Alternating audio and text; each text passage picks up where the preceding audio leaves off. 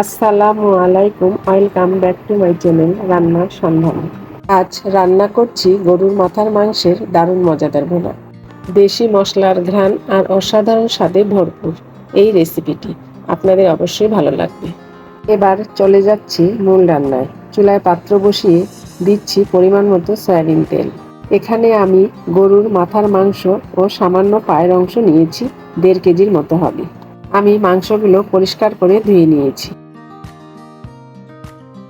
তেল গরম হলে দিচ্ছি পেঁয়াজ কুচি হাফ কাপ, দিয়ে দিচ্ছি 2টি তেজপাতা। এবার নেড়ে চেড়ে দিতে হবে। তার সাথে দিয়ে দিচ্ছি গোটা গরম মশলা। এবার গোটা গরম মশলাগুলো একটু নেড়ে চেড়ে ভেজে নিতে হবে। দিয়ে দিচ্ছি 1 টেবিল চামচ রসুন বাটা। আদা বাটা দিয়ে দিচ্ছি 1.5 টেবিল চামচ। এখন নেড়ে চেড়ে একটু ভেজে নিতে হবে। চুলার আঁচ মিডিয়ামে রেখে আমি রান্নাটা করছি। পেঁয়াজ হালকা ব্রাউন কালার হয়ে আসলেই দিয়ে দিচ্ছি 1 টেবিল চামচ লবণ,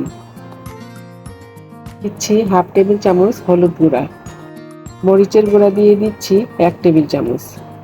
মরিচের গুঁড়াটা আপনারা আপনাদের পছন্দ মতো কম বা বেশি দিতে পারেন। এখন নেড়ে চেড়ে মশলাগুলো কষাতে হবে। মশলাটা আমি 2 থেকে 3 মিনিটের মতো কষিয়ে নেব। কিছুক্ষণ পর মশলা থেকে যখন তেল ভেসে উঠবে তখন মাথার মাংসগুলো ছেড়ে দিতে হবে। আপনারা চাইলে খাসির মাথার মাংস এভাবেই রান্না করে নিতে পারেন। এখন মাংসগুলো নেড়ে চেড়ে মশলার সঙ্গে মিশিয়ে নিতে হবে।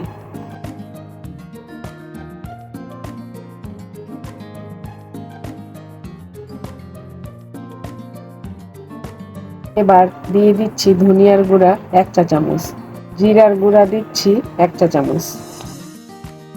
এখন নেড়ে চেড়ে দিয়ে মশলাগুলো মাংসের সঙ্গে ভালোভাবে মিশিয়ে নিতে হবে।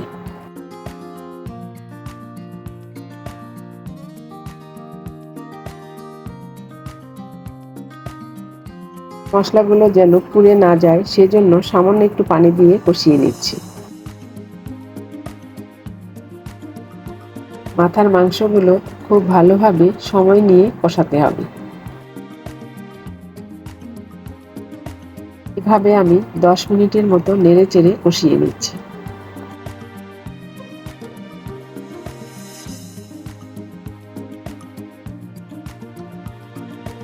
তারপর আমি ঢাকনা দিয়ে দিব 10 মিনিটের জন্য।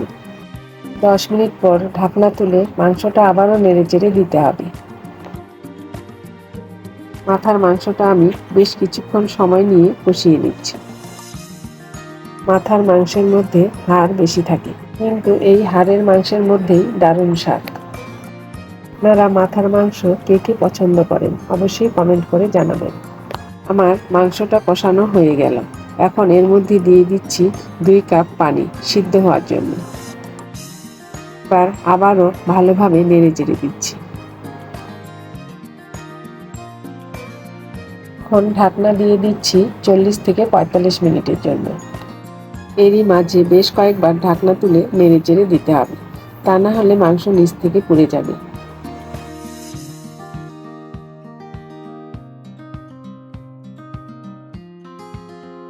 এখন ঢাকনা দিয়ে আরও কিছুক্ষণ অপেক্ষা করতে হবে। কিছুক্ষণ পর ঢাকনা তুলে মাংসটা আবারও নেড়ে চেড়ে দিতে হবে। মাংসগুলো খুব ভালোভাবে সিদ্ধ হয়েছে। এবার আবারও নেড়ে চেড়ে মাংসগুলো কষিয়ে নিচ্ছি।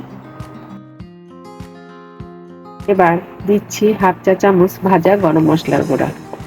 তারপর নেড়ে চেড়ে মশলা মিশিয়ে নিচ্ছি। মাংসটা কষাতে কষাতে সুন্দর একটা ঘ্রাণ বেরিয়েছে।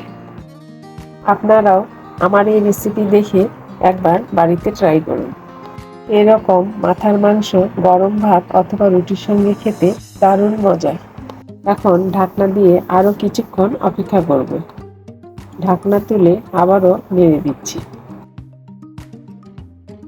আমার মাংস রান্নাটা প্রায় শেষের দিকে।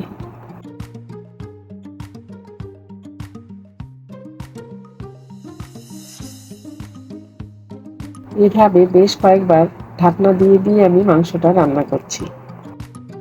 আশা করছি আজকের রেসিপি আপনাদের কাছে ভালো লাগবে। রেসিপি ভালো লাগলে অবশ্যই চ্যানেলটি সাবস্ক্রাইব করবেন এবং পাশে থাকা বেল আইকন অবশ্যই প্রেস করবেন।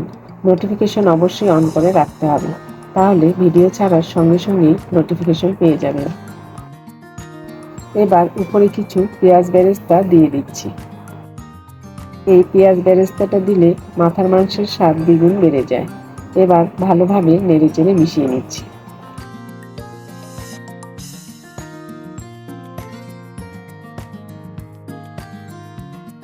আমার মাথার মাংস রান্নাটা হয়ে গেল। এখন ঢাকনা দিয়ে চুলাটা অফ করে দিব। 5 মিনিট পর ঢাকনা তুলে দেখাচ্ছি। দেখেন মাংসের মধ্যে কত সুন্দর কালার এসেছে আর দেখতেও লোভনীয় হয়েছে। এবার মাংসগুলো একটা সার্ভিং ডিশে তুলে নিচ্ছি।